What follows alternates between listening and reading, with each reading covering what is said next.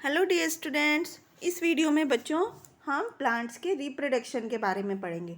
यानी कि एक प्लांट से नए नए प्लांट्स किस तरह से उगाए जाते हैं उसके बारे में हम समझेंगे। बच्चों, आप सबको पता है कि ज़्यादातर प्लांट्स जो होते हैं वो किसी भी प्लांट के सीड से ग्रो होते हैं। उस प्लांट का बीज चाहिए होता है प्लांट उगाने के लिए। तो जब सीड से कोई नया प्लांट बनता है तो उसको हम सीडलिंग बोलते हैं। और जो बीज होते हैं वो पूरी तरह से जब बड़े हो जाते हैं तभी वो अपने पेरेंट प्लांट से, यानी कि जिस प्लांट का वो बीज है उससे अलग होते हैं।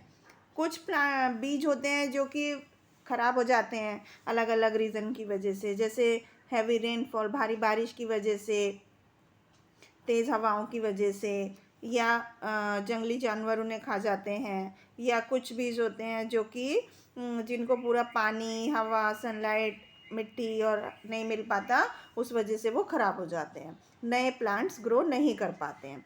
तो इस तरह से जो नए प्लांट होते हैं वो ज़्यादातर किसी भी प्लांट के सीड से ग्रो होते हैं। अब हम देखते हैं कि सीड से नए प्लांट किस तरह से ग्रो होते हैं। बच्चों, आपको पता है कि प्लांट्स में फ्लावर्स होते हैं, फूल होते हैं, और फूल बड़े होकर के फ्रूट्स में कन्वर्ट हो जाते हैं। फ्रूट्स के अंदर की तरफ सीड बीज होते हैं जो कि प्लांट को उसी तरह के नए प्लांट बनाने में हेल्प करते हैं।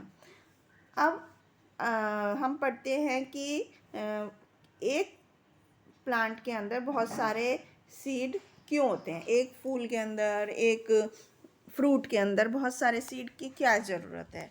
बच्चों, प्लांट्स के अंदर बहुत सारे सीड होते हैं, लेकिन उनमें से सारे सीड्स के नए प्लांट नहीं बन पाते। उनमें से बहुत सारे बीज होते हैं जो कि ख़राब हो जाते हैं अलग अलग रीज़न की वजह से। कुछ होते हैं पेड़ से गिर जाते हैं और उनको प्रॉपर मिट्टी और पानी नहीं मिल पाता बड़ा होने के लिए। कुछ बीज होते हैं जिनको पक्षी खा जाते हैं। कुछ होते हैं जो कि ख़राब मौसम की वजह से, एडवर्स कंडीशन की वजह से वो नए प्लांट में कन्वर्ट नहीं हो पाते। तो इस तरह से सिर्फ थोड़े ही बीज होते हैं जिनसे नया प्लांट बन पाता है। अब हम बीज के पार्ट्स के बारे में पढ़ेंगे। किसी सीड के अंदर क्या क्या पार्ट्स होते हैं। बच्चों, हम एक चने का बीज लेंगे और उसको रात भर पानी में भिगोएंगे तो हम देखते हैं कि वो पानी एब्जॉर्ब करके मोटा हो जाता है, स्वेल हो जाता है, और उसको फिर हम उसके पार्ट्स के बारे में समझेंगे। तो उसके जो ऊपर का कवर होता है उसको हम आराम से हटा सकते हैं। उस कवर को हम सीड कोट बोलते हैं। और जब हम उस कवर को हटाते हैं तो उसके अंदर हम दो पार्ट देखते हैं बीज के, तो जिसको कि सीड लीव्स हम बोलते हैं। तो इन सीड लीव्स के अंदर ही नए बेबी प्लांट के लिए खाना स्टोर होता है। इसके अंदर से ही एक नया बेबी प्लांट निकलता है जिसकी छोटी छोटी शूट और रूट होती हैं। तो इस तरह के जो बीज होते हैं, जैसे कि चना, बीन्स, मटर, इनमें दो सीड लीव्स होती हैं। और बहुत से बीज ऐसे होते हैं जिनमें कि एक सीड लीव होती है, जैसे कि मस्टर्ड, राइस, व्हीट, इनमें एक सीड लीव होती है। अब हम देखते हैं बच्चों कि बीज का जर्मिनेशन किस तरह से होता है। ज़्यादातर प्लांट्स जो होते हैं वो अपना बीज तभी निकालते हैं, हटाते हैं, अपने से अलग करते हैं जब वो पूरी तरह से परिपक्व हो जाते हैं, मैच्योर हो जाते हैं। तब उन्हें एक जगह से दूसरी जगह ले जाया जाता है बीज को, अलग अलग कंडीशंस में, सूटेबल कंडीशंस में, जिससे कि वो नए प्लांट्स बन पाएँ। तो बच्चों, जब एक सीडलिंग से एक नया प्लांट निकलता है तो उसको हम जर्मिनेशन कहते हैं। किसी भी बीज से नए प्लांट निकलने को हम सीडलिंग या जर्मिनेशन कहते हैं। तो बच्चों, हमें पता है कि जो फ्लावरिंग प्लांट्स होते हैं जिनमें फूल होते हैं उनके अंदर बहुत सारे बीज होते हैं, लेकिन उनमें से सिर्फ कुछ ही बीज होते हैं जिससे कि नया पौधा बन पाता है। तो अब हम एक बीज से किस तरह से नया पौधा बनता है उसके स्टेप्स के बारे में समझेंगे। सबसे पहले एक बीज जो होता है वो मिट्टी से पानी एब्जॉर्ब करता है और उसके अंदर ऊपर जो सीड कोट होता है वो उससे सॉफ्ट हो जाता है और लूज़ हो जाता है। फिर उसमें से एक छोटी सी रूट बाहर आती है जो कि नीचे की तरफ बढ़ती है। फिर ये छोटी सी रूट में से ऊपर की तरफ वो ग्रो होने लगती है। और अब तक इस जो रूट है इसको जो खाना मिलता है वो प्लांट सीड के अंदर से ही मिलता है। उसके बाद उसमें छोटी सी रूट निकलकर ऊपर की तरफ बड़ी होने लगती है और जब तक इसमें से नई पत्तियां नहीं आती हैं तो इसके अंदर जो कोटिलीडॉन्स होते हैं उनसे ही उसको खाना मिलता है बड़े होने के लिए, ग्रो होने के लिए। फिर जब उसमें हरी पत्तियां आनी स्टार्ट हो जाती हैं, दिखाई देती हैं, तब वो एक नए प्लांट में कन्वर्ट हो जाता है और फिर वो जो नई पत्तियां होती हैं वो उस प्लांट के लिए खाना बनाती हैं। अब हम बच्चों किसी भी सीड से सीडलिंग के लिए या जर्मिनेशन के लिए क्या क्या कंडीशंस ज़रूरी होती हैं बच्चों। जैसे कि आपको पता है कि एक सीड को जर्मिनेट होने के लिए हवा भी चाहिए सांस लेने के लिए, उसको पानी चाहिए जिससे कि वो अपने अंदर फूड को स्टोर कर सके, और ये सीड जर्मिनेटिंग सीड को सोल्यूबल फॉर्म में रखता है जिससे कि वो सीड कोट उससे आराम से अलग होकर बेबी प्लांट उसके अंदर से बाहर आ सके, इसलिए उसको वार्मथ भी चाहिए होती है। तो इसलिए 3 कंडीशंस उसे हवा, पानी और गर्म वार्मथ, ये चीज़ें चाहिए होती हैं किसी भी सीड को जर्मिनेशन के लिए। उसके बाद बच्चों हम पढ़ते हैं डिस्पर्सल ऑफ सीड। डिस्पर्सल मतलब क्या होता है, जब कोई किसी भी तरीके से सीड्स एक जगह से दूसरी जगह ले जाए जाते हैं किसी भी प्लांट के, तो उसको हम डिस्पर्सल बोलते हैं। उनके पेरेंट प्लांट से उनको अलग कर दिया जाता है, उसको हम डिस्पर्सल बोलते हैं। तो ये इसलिए किया जाता है जिससे कि उन्हें प्रॉपर, अगर एक ही जगह पर पेड़ के पास ही में पेरेंट प्लांट के पास ही सारे सीड्स होंगे तो उन्हें proper sunlight, food, water, space नहीं मिल पाएगा बड़ा होने के लिए। तो इसलिए उनको उनके पेरेंट प्लांट से कहीं दूर ले जा कर के नया प्लांट में ग्रो किया जाता है। तो इस तरह से बहुत सारे तरीके होते हैं जिससे एक बीज को या फ्रूट को उनके पेरेंट प्लांट से दूर ले जाया जाता है। इस तरह से बीज को फैलाने के प्रोसेस को हम सीड डिस्पर्सल कहते हैं। तो डिस्पर्सल जो होता है वो प्लांट की बेटरमेंट की बेटर ग्रोथ के लिए होता है। डिस्पर्सल किस किस तरीके से हो सकता है, डिस्पर्सल हवा से, पानी से, जानवर से या फ्रूट के एक्सप्लोजन से, उसके फटने से उसके बीज एक जगह से दूसरी जगह पहुंचते हैं। तो इस तरह से अब हम पढ़ते हैं कि agents of seed dispersal, seed किस तरह से एक जगह से दूसरी जगह पर पहुंचाए जाते हैं। तो बच्चों सीड जो होते हैं किसी भी प्लांट के, वो बहुत तरीके से एक जगह से दूसरी जगह जाते हैं। तो ये डिपेंड करता है कि कुछ सीड होते हैं जो उनका स्ट्रक्चर इस तरह से होता है जिस वजह से वो एक जगह से दूसरी जगह डिस्पर्स होते हैं।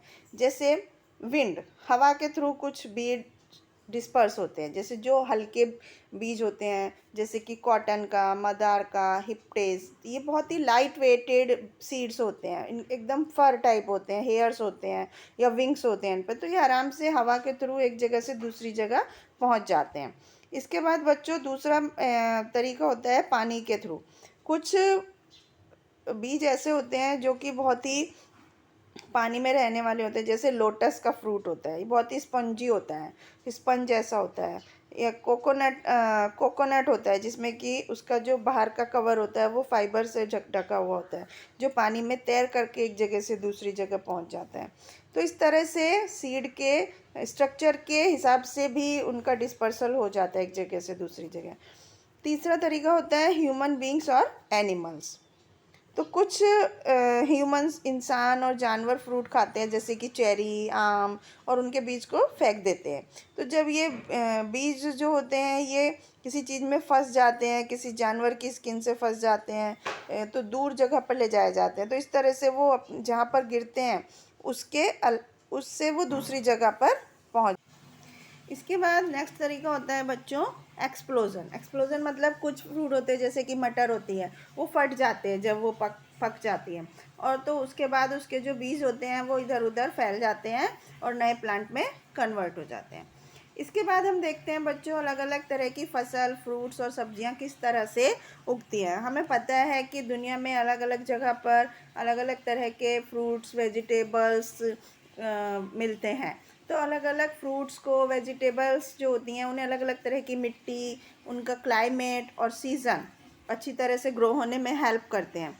तो कुछ साइंटिस्ट और फार्मर्स ने ये स्टडी की है कि अलग अलग तरह की फसल के लिए अलग अलग तरह के कंडीशंस का होना ज़रूरी है। जैसे कि सबसे पहले, जैसे फसल जो होती हैं जैसे चावल, मकई, बाजरा, ज्वार, तो ये गर्मियों के सीज़न में उगती हैं, इनको हम खरीफ की फसल बोलते हैं।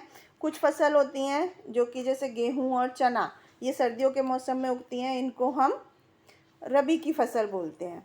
तो चावल जो होता है वो क्लेई सॉइल में होता है, जो चिकनी मिट्टी होती है और उसे बहुत ज़्यादा पानी और गर्मी चाहिए होती है उगने के लिए। ये मेनली वेस्ट बंगाल, उड़ीसा और केरला में पाया जाता है।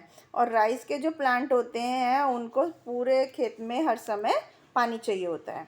तो व्हीट जो होता है, गेहूँ, उसमें से पानी अच्छी तरह से निकल जाना चाहिए। ये जो होता है एरिएटेड लोमी सॉइल में होता है। लोमी सॉइल जिसमें से हवा पास हो पाए मिट्टी में से।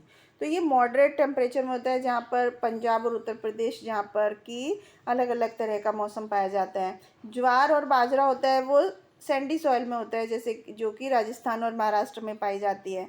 मकई जो होती है वो ड्राई मिट्टी में होती है। कॉटन ब्लैक सॉइल में होता है। इस तरह से सेंट्रल और पश्चिमी भारत की फर्टाइल सॉइल होती है, उसमें ये अच्छी तरह से ग्रो हो पाते हैं। जैसे कि आप सबको पता है, कोकोनट जो नारियल होता है वो समुद्र के किनारे की रेतीली ज़मीन में, मिट्टी में होता है। इसलिए जितने भी कोस्टल एरियाज़ होते हैं, समुद्र के किनारे होते हैं, वहाँ पर कोकोनट के बहुत सारे पेड़ पाए जाते हैं। तो इस तरह से भारत के अलग अलग हिस्सों में चाय, कॉफ़ी, रबर का भी प्लांट लगाए जाते हैं। चाय और के प्लांट्स जो होते हैं वो ज़्यादातर नीलगिरी, असम और दार्जिलिंग की पहाड़ियों पर लगाए जाते हैं। केरला में रबड़ और कॉफ़ी के प्लांट लगाए जाते हैं। तो इस तरह से बच्चों, फसलों के अलावा फसलों, फ्रूट्स और वेजिटेबल्स हमारे देश में बहुत ज़्यादा मात्रा में उगाए जाते हैं। हमारे देश में हिमाचल प्रदेश, कश्मीर और उत्तर प्रदेश में बहुत सारे बड़े बड़े बाग भी हैं फ्रूट्स के, जैसे कि एप्पल, प्लम, पीच, पियर, जो यहाँ पर उगाए जाते हैं। जो ऑरेंज होता है, संतरा जो होता है, वो सेंट्रल और पश्चिमी हिस्से में होता है अपने भारत के, जहाँ पर अच्छी क्वालिटी के अंगूर उगाए जाते हैं। कौन कौन से राज्य हैं वो? आंध्र प्रदेश और कर्नाटका। और केला जो है वो पूरे भारत में लगभग हर जगह पर ही उगाया जाता है। सब्जियां होती हैं जो हमारे देश में पूरे साल लगभग पाई जाती हैं, जैसे कॉलीफ्लावर, गोभी, मटर, बीन्स, कैबेज, मूली, ये सब सर्दियों की सब्जियां हैं। गर्मियों में कद्दू, लौकी, खीरा, भिंडी, बैंगन, इस तरह की सब्जियां उगती हैं। तो इस तरह से अलग अलग मौसम के अकॉर्डिंग अलग अलग तरह की फसल और फ्रूट्स हमें मिलते हैं। अब हमें अपनी फसलों का और बीजों का, उनको स्टोर करने के लिए किस तरह से ध्यान रखना चाहिए। तो बच्चों, हमें अपनी फसलों के अगेंस्ट में उन्हें किस तरह से प्रोटेक्ट करना चाहिए ताकि वो अच्छी तरह से उग पाएँ। सबसे पहले हमें उन पर कीटनाशक दवाओं का छिड़काव करना चाहिए, जिससे कि वो किसी बीमारी से और टिड्डियों से बच पाए, और कोई जानवर जैसे कि गाय, बकरी, ये उनको ना खा लें। बड़े जानवर भी से बचाने के लिए अपने खेत की प्रॉपर चारदीवारी फेंसिंग करनी पड़ती है। हार्वेस्टिंग, उनको फसल को सही समय पर काटना, जब जिससे कि वो मॉइस्चर से बच पाएँ। इस तरह से और बहुत सारे चूहों से, मोल से, चिड़ियाओं से, पक्षियों से, अलग अलग तरह के उनको बचाव करना पड़ता है। तो इस तरह से बच्चों, पौधों को भी प्यार और देखभाल की ज़रूरत होती है, तो फेवरेबल कंडीशन में वो अच्छी तरह से ग्रो हो पाती हैं। इस तरह से स्क्वेरल जो होती है, गिलहरी जो होती है, वो सीड को तोड़ करके उस खा जाती है सर्दियों में। इसलिए जब हमारा फूड जो, इसलिए वो जो होती है हार्ड जो चीज़ें होती हैं खाने के लिए, उनसे अपनी फसल को बचाना होता है। तो इस तरह से बच्चों, हमें अलग अलग तरीक़ों से अपनी फसल का बचाव करना होता है। तो अब हम देखते हैं कि इस चैप्टर में हमने क्या क्या चीज़ें पढ़ी जिनको हमें ध्यान में रखना चाहिए। सबसे पहले बच्चों, ज़्यादातर प्लांट्स जो होते हैं वो सीड से ग्रो होते हैं, बड़े होते हैं। बहुत सारे सीड होते हैं जो कि नए बेबी प्लांट्स में ग्रो हो जाते हैं। डिस्पर्सल मतलब होता है किसी भी फ्रूट के बीज जो हैं वो हवा, पानी और जानवर के थ्रू या एक्सप्लोजन के थ्रू एक जगह से दूसरी जगह पर उनका पहुंचाना, उनके पेरेंट प्लांट से दूर करना। नेक्स्ट होता है, कुछ प्लांट होते हैं जो बहुत सारे सीड होते हैं जिनमें, लेकिन उनमें से सिर्फ कुछ ही सीड होते हैं जो हेल्दी होते हैं और नए प्लांट उनसे बन पाते हैं। प्लांट्स जो होते हैं वो फूल बनाते हैं और फूलों से फल बनते हैं। तो कुछ बीज होते हैं जिनका जो बाहर का कवर होता है वो बहुत हार्ड होता है, जिसे कि सीड कोट बोलते हैं। प्लांट्स अपने आप एक जगह से दूसरी जगह मूव नहीं हो सकते, लेकिन उनके जो सीड्स हैं, बीज हैं, वो एक जगह से दूसरी जगह मूव हो जाते हैं। कुछ सीड जैसे कि चना, बीन्स, पीज, ये इनमें 2 सीड लीव्स होती हैं, और कुछ सीड्स होते हैं जैसे सरसों, चावल, गेहूँ, इनमें केवल 1 सीड लीफ होती है। तो इस तरह से बच्चों अलग अलग तरह के प्लांट्स के बारे में हमने पढ़ा, इस तरह से रिप्रोडक्शन प्लांट्स का किस तरह से होता है। आई होप आपको समझ में आया होगा। Thank you.